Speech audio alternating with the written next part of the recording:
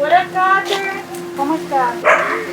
Yo soy la periodista que ando buscando una posible casa de Martín, de la época del capitalismo. Sí. Me dijo que a lo mejor usted sabía, porque usted lleva muchos años aquí, casi es nacido, ¿no? Mi papá hizo esta casa en el año 1947 y yo no había nacido todavía. Yo nací en el 50. ¿Nunca usted escuchó de que un coronel que estuvo en la conspiración de los puros haya vivido aquí en Tarará? No recuerdo. O un descendiente, tal vez. Descendientes sí ellos. Rodríguez Barquín es la primera casa de esa manzana. Y era una familia grande, había otros miembros, había Sí, hijos, hermanos, había hijos, había nietos. primos. ¿Usted nunca escuchó hablar de la conspiración de los puros y de una reunión que se hacía aquí en esa casa? Yo era niño, yo tenía 5 años, 4 años. Pero bueno, por anécdotas que le hayan hecho sus padres. Esa persona se parece mucho a Rulli. Es un hijo de Rodríguez Barquín. Que yo era muy amigo mío, era el amigo mío de toda la vida aquí. Bueno, ¿Usted no. nos puede mostrar la casa? Sí, como no. La casa esa de Rodrigo De Rodríguez Tosero. Mire, esa es la casa de Rodríguez Barquín.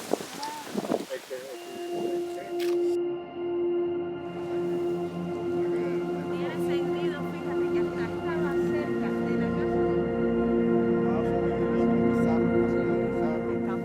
Rodríguez Barquín, el único que yo conocí Barquín en todo el reparto era aquí. Si verdaderamente es esta la casa del militar cubano Ramón Barquín en Tarará, todavía no lo podemos asegurar.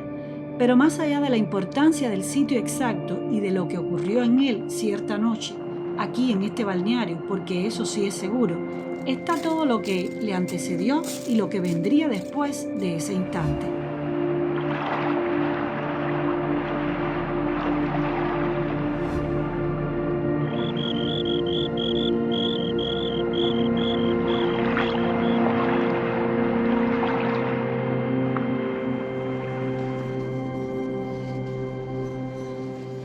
El 2 de abril de 1956, un grupo de militares se reunió en la casa de Barquín y habló de juzgar a Batista, restablecer la Constitución de 1940, investigar los crímenes, hacer pagar a los culpables y recuperar los bienes mal habidos. Se mencionó una posible reforma agraria que motivó diferencias acerca de qué tierras serían incluidas.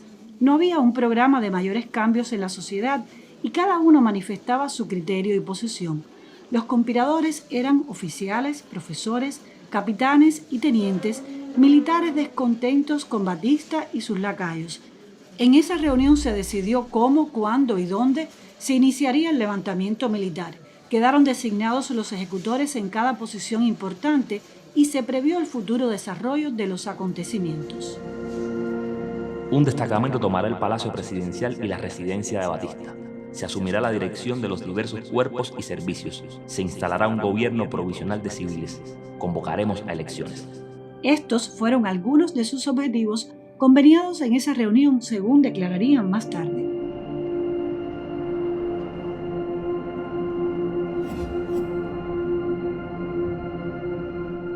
La figura central en todo ese andamiaje había sido Enrique Borbonet, pero se pensó en buscar un oficial conocido y con prestigio. De ahí que se habló con el coronel Ramón Barquín López para que asumiera el liderazgo. Había oficiales prestos a conspirar en la ciudad militar de Columbia, sede del Estado Mayor General y donde radicaba una de las residencias de Batista. La división de tanques del ejército por el gobierno está la enseña de la patria, de los principios democráticos.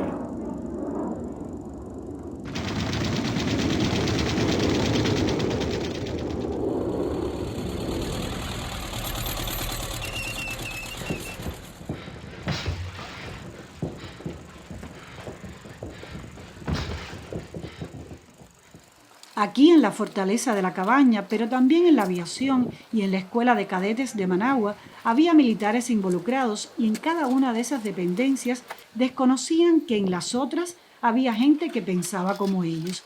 El descontento se adueñó también de la vieja fortaleza militar Castillo de Atarés. Más de 120 oficiales profesionales de los 500 con que contaba el ejército estaban comprometidos directamente en el complot para derrocar al tirano. Con el golpe de Estado del 10 de marzo del 52, cambió la composición de la oficialidad. Muchos fueron ascendidos desde soldados, cabos o sargentos a segundos tenientes. Hubo casos oficiales que ascendieron 3 grados en cuestión de meses. Muchos de los pasados a retiro fueron reincorporados por formar parte del séquito de Batista. Se empoderaba una oficialidad corrupta y en buena medida incapaz en lo profesional. También influía en los conspiradores el rechazo al régimen en la población, lo que percibían en sus propias familias y amistades, con el repudio a la represión, los asesinatos y torturas, la proliferación del juego, la prostitución, los negocios turbios, la malversación de los fondos públicos dentro de un régimen que, sentían, era sostenido por el ejército. El objetivo de esta gente, fundamental, era derrocar a Batista. Lo derrocaban, ¿qué iba a pasar después? Esto es lo que no se sabe, no queda claro. No se sabe incluso si lo iban a juzgar. Había un grupo que quería juzgarlo, otro grupo decía que era suficiente con embarcarlo al extranjero. ¿Quién iba a ser el presidente? ¿Cómo iba a ser eso? No se sabe, porque unos dicen que era Clemente Inclán, el rector de la Universidad de La Habana, y otros dicen que era Miguel Ángel Quevedo, el director de la revista Bohemia. El fiscal general iba a ser Herminio Porter Vilá, que era un hombre que era ciertamente profesor universitario de una honradez extrema, ¿no? Ahora, no había un acuerdo, por ejemplo, la reforma agraria. Había quien quería una reforma agraria completa y había quien quería una reforma agraria en las tierras del Estado. Hasta ahí. La carrera administrativa, en eso sí estaban la gente de acuerdo. Una carrera administrativa donde el empleado público no tuviera que sufrir la agonía cada 4 años un cambio de gobierno y quedarse cesante. Así que creo que respaldara la depuración del ejército, hasta dónde iba a ser. O sea, era una situación muy compleja. Muy compleja porque, dado los diferentes intereses, a mí me han dicho gente que estuvo con Barquín, que Barquín era un autócrata. Barquín era un hombre de origen muy humilde, ciertamente, que había llegado a coronel por su esfuerzo, pero ¿por qué es el hombre? Porque el jefe de la conspiración en realidad era Borbonet. El alma de la conspiración era Borbonet, que era comandante, pero se le da el puesto a Barquín porque Barquín era coronel, pero Barquín era un hombre, era conocido en Estados Unidos, y eso tiene que haber influido también. O sea, era el hombre, el representante el agregado militar cubano en Washington, y era vicepresidente de la Junta Interamericana de Defensa. Es el hombre que hace los planes para la defensa del Caribe. Es decir, que es un hombre conocido en el ámbito internacional y un hombre muy conocido en Estados Unidos.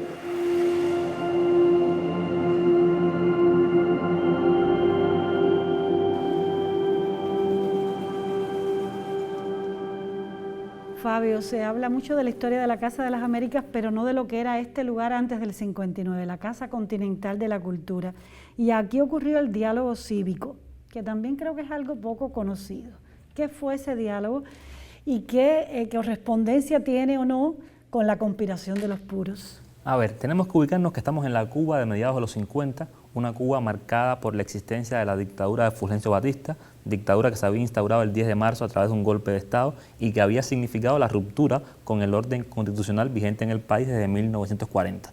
Una dictadura que además expresaba la imposibilidad de que se materializaran todo un conjunto de aspiraciones que estaban contenidas en la proyección de buena parte de los sectores populares de la isla. Dentro de las fuerzas de oposición a la dictadura, uno puede encontrar diferentes vertientes. Y, por un lado, existía una línea de proyección insurreccional que entendía que solamente desde la lógica de las armas podría sacarse al tirano de la realidad del país, y por otra, un conjunto de esfuerzos de diferentes fuerzas políticas que apostaban por la posibilidad de establecer vehículos y vínculos de diálogo que permitieran una salida consensuada en muchas oportunidades electoral a la realidad cubana. Esa es la lógica que está presidiendo el diálogo cívico. Son un conjunto de actores de la sociedad civil cubana que están intentando posicionarse como grupo y desde ahí interactuar y presionar a la dictadura para que se encontrara un camino de solución a la crisis cubana. Estos militares no creían en la posibilidad del diálogo. Realmente había un grupo importante de sectores en las fuerzas de oposición que no creían en la posibilidad del diálogo porque estaban convencidos que Batista utilizaba ese mecanismo como fórmula de legitimación, como fórmula para dilatar el despliegue de los conflictos, evitar que llegaran a un punto de quiebre, pero que verdaderamente no había voluntad gubernamental de encontrar un camino para resolver los problemas de Cuba. Básicamente porque no existía voluntad de abandonar el poder y crear condiciones para que se produjera un posible cambio en la jefatura del Estado, del gobierno. ¿Al final hubo algún resultado con ese diálogo? No, realmente no hubo, fue algo simbólico, algo que no puede despreciarse. Es decir, dentro de ese diálogo participaron fuerzas que apostaban por elementos de renovación de la vida cubana, pero lamentablemente expresaba una lectura incorrecta de la realidad política del país. Es decir, no era el escenario del diálogo. Es decir, la dictadura estaba atrincherada en su posición y no iba a ser por mecanismos de mediación, por mecanismos dialogantes que se podía salir de la crisis que estaba definida por la ruptura que se había producido del orden legal en el país en 1952. Esas conversaciones retardaron los propósitos de los militares, que creyeron que todavía era posible encontrar una solución política. Pero los gritos de «revolución, revolución» que la ciudadanía dejó escuchar en el mitin que convocó la oposición política en la plazoleta de Luz, en La Habana Vieja, en diciembre del 55, no dejaban lugar a duda sobre la verdadera salida del problema cubano. Nada quedó escrito sobre las proyecciones sociales de ese movimiento. Todos estaban de acuerdo en la necesidad de destituir a Batista y restablecer la Constitución del 40. En la reunión de Tarará se decidió que el alzamiento sería en la noche del 3 al 4 de abril. A partir de ese momento no habría contactos con otros oficiales y si alguno era arrestado debía negarlo todo, absolutamente todo.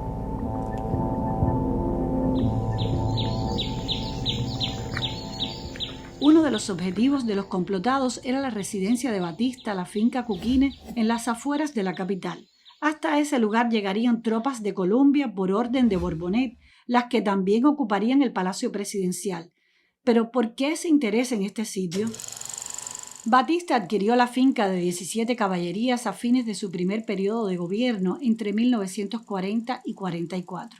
Aquí contrajo matrimonio con la que sería su segunda esposa, después de un divorcio del que la primera saldría como una de las mujeres más ricas de América Latina. En Cuquine se gestó el golpe de Estado del 10 de marzo del 52. De allí salió Batista ese día directo a Colombia para apoderarse de la República. Aquí, el 17 de diciembre del 58, el embajador norteamericano comunicó formalmente al dictador que Washington le retiraba su apoyo. En esta casona, después del 59, se hallaron pertenencias, joyas, mobiliario, valores estimados en más de 2 millones, sin contar con lo que la familia pudo llevarse en su partida. ¿Cuán grande fue la fortuna de Batista? Ya lo sabremos en otro relato. Ahora volvemos con estos puros que pretendían derrocarlo. La opinión pública se movió a favor de esos militares. No de manera estentórea, ¿no? Pero sí date cuenta que el nombre de los puros no es de ellos. El nombre de los puros se lo da el pueblo. Eran los puros del ejército. Y eso se lo da el pueblo. Porque realmente era un grupo de personas honradas, era un grupo de personas que querían un cambio. Pero otra cosa, ¿qué iba a pasar? ¿Cuándo iban a hacer las elecciones? Ellos sí tenían un criterio de que ninguno de ellos podía aspirar a un cargo político. Se iban a retirar todos al normalizarse la situación, al entregar el poder a otro gobierno, todos se retiraban con 2 grados más de lo que tenían realmente, pero se retiraban. O sea, en eso sí se parece que hubo un acuerdo, pero tú no sabes en el poder, ya a la hora que estuvieran en el poder, qué iban a hacer, ¿no? Barquín estaba designado como ministro de Defensa, pero Barquín no quería ser ministro de Defensa. Aquí quiere ser jefe del ejército, y el jefe del ejército era Borbonet, iba a ser Borbonet. O sea que había una serie de diferencias ahí grandes. Del grupo, quien tenía un programa más radical era el joven militar de 33 años José Ramón Fernández, en aquel momento director de la Escuela de Cadetes de Managua. Pensaba que había que juzgar a Batista y ejecutarlo como gran culpable de miles de muertes. Gallo Fernández no tenía un grado, era primer teniente, pero iba a tener una posición clave en la conspiración, porque era el hombre que al frente de los cadetes y los oficiales de la escuela de cadetes iban a presentarse en Colombia con un tanque, con un blindado y coger preso a los jefes del ejército. O sea, eso era clave Eso fue lo que hizo Batista cuando derrocó a Prío, que cogió preso a los jefes, o sea, coger preso a los jefes del ejército, ese era Fernández. O sea, tenía esa atribución. Sin contar que era un hombre respetado en su medio, ¿no? Un hombre por su trayectoria. Entre los puros había un traidor. Ríos Morejón acudió a la enfermería de la fortaleza de la Cabaña y pidió al primer teniente médico que le administrara un sedante porque se encontraba muy alterado y no había conseguido conciliar el sueño durante la noche. Es que mañana vamos a tumbar a Batista, preparamos un golpe, fue lo que dijo. Por otra parte, hay informes que indican que el Servicio de Inteligencia Militar SIN había descubierto esa conspiración desde antes, lo que fue comunicado por su jefe, coronel Antonio Blanco Rico, al ayudante general del Ejército, en este caso relativo a Barquín, aunque días después hay otro informe que refiere otros conspiradores. Esto indica que la denuncia del traidor precipitó las detenciones, pero ya se conocía el movimiento. Los detenidos fueron juzgados por la sección de la Jurisdicción de Guerra en la causa número 4956. La mayoría reconoció su participación. El juicio se efectuó el 9 de abril de 1956 ante un público compuesto por militares. Sanciones de 6 años a Barquín, Varela, Borbonet, Orihuela, Ríos Morejón, Despaine y Vázquez. Fueron enviados a cumplir prisión primero en la Cabaña, unos 4 o 5 días después al Castillo del Príncipe e inmediatamente después al Presidio Modelo en la isla de Pinos. En el reclusorio para varones de ese lugar se evidenciaron las profundas divergencias de criterios que existían entre todos los que habían sido protagonistas de aquella conspiración. Más de 500 presos políticos, en su inmensa mayoría del movimiento 26 de julio, formados por expedicionarios del Granma, algunos miembros de la dirección y otros muchos luchadores de la clandestinidad, del directorio revolucionario, de la AAA y de otras organizaciones o posturas políticas, convivieron en la circular número 4. Los miembros del 26 de julio se organizaron militarmente en la prisión, formaron un batallón y le pidieron a Fernández que fuera instructor militar de esa fuerza. De los militares encarcelados por el complot contra Batista, fue José Ramón Fernández quien más se acercó a los presos del 26 de julio. Cuando ocurre el triunfo de la revolución, cuando Batista se va, una de las últimas instrucciones de Batista en la escalería del avión, que le dice a Cantillo, le dice: no sueltes a los militares de Isla de Pino. Cantillo coge el poder, entre comillas, en la jefatura del ejército, pero no puede controlar la situación. Los oficiales le piden a Cantillo que suelte a Barquín, que es el hombre que supuestamente puede controlar al ejército. Se manda un avión a Isla de Pino a buscar a Barquín, pero Barquín, ¿qué quiere? Que salgan los militares del 4 de abril, los militares de los puros, única y exclusivamente. Y ahí hay una gran polémica entre Gallego Fernández, Armando Jar, que decían que no, que tenía que ser una representación de todos los sectores políticos que habían preso en Lazo. Al fin y al cabo, no le queda otro remedio que acceder. Barquín viene con otra gente de otras tendencias. El Gallego Fernández queda como jefe del penal. Aquí hay el diálogo famoso entre Cantillo y Barquín, que le dice a Barquín: te exijo en mando el nombre de la revolución. Y Cantillo le dice: bueno, Barquín, si eso es así, ¿qué le vamos a hacer? Lo que sí le dice Barquín a Cantillo: yo no voy a cargar con tu derrota. Tú tuviste 2 caminos: ponerte al lado del pueblo contra la tiranía, o ponerte al lado de la tiranía contra el pueblo, y te escogiste ponerte al lado de la tiranía. La cuestión que él le dice a Cantillo que queda a disposición del presidente de la República. Barquín sigue siendo coronel y lo nombran jefe de la logística y de las academias militares. Al fin y al cabo lo nombran a Barquín y a su segundo, Varela Castro, embajadores extraordinarios, itinerantes por toda Europa. O sea, un puestazo de eso como para no vacilar. Y entonces Barquín se va en barco. Y entonces Gallego Fernández va al barco y le dice: coronel, vengo a despedirlo, no por lo que lo estimo, sino para tener la certeza de que se va. Ya Barquín después rompe con Cuba y no tiene... Y después la historia ya tú sabes cómo es Barquín. Borbonet estuvo en la revolución, otros fueron profesores, otros se fueron, en fin, esa ya eso es otra historia. Fabio, ¿cómo podríamos, en tu opinión, resumir la trascendencia de la conspiración de los puros, más allá de esto que siempre se ha dicho, de que demostró que no había una unidad monolítica del ejército en torno a Batista? Y también me gustaría conocer tu opinión sobre qué tratamiento se le ha dado a este tema a lo largo de estas décadas, cuando se estudia el suceso. Yo creo que lo más importante, Esther, tiene que ver con que la conspiración de los puros expresa claramente la fractura del consenso político en la Cuba de los 50. Si la dictadura de Batista había generado un movimiento de oposición que iba desde fuerzas absolutamente revolucionarias hasta fuerzas que, aunque respondían al orden republicano, entendían que había que retornar rápidamente al universo de la democracia representativa que había sido rota por el golpe de Estado del 10 de marzo. ¿Y tú coincides conmigo en que el superobjetivo de estos militares era derrocar a Batista, destruir la dictadura, o había algo más? El objetivo fundamental es ese que tú planteas, Esther, acabar con la dictadura, pero al mismo tiempo uno puede entender que había otros caminos que estaban explorando los militares que formaron parte de la conspiración. Pienso sobre todo que eran militares que estaban comprometidos con un proyecto vinculado al nacional reformismo auténtico ortodoxo, esa lógica de transformaciones que no subvertían el sistema, pero implicaban la llevada, la puesta en marcha, la puesta en vigor de un conjunto de cambios que podían verdaderamente reformar un grupo de problemáticas que en el país se manifestaban.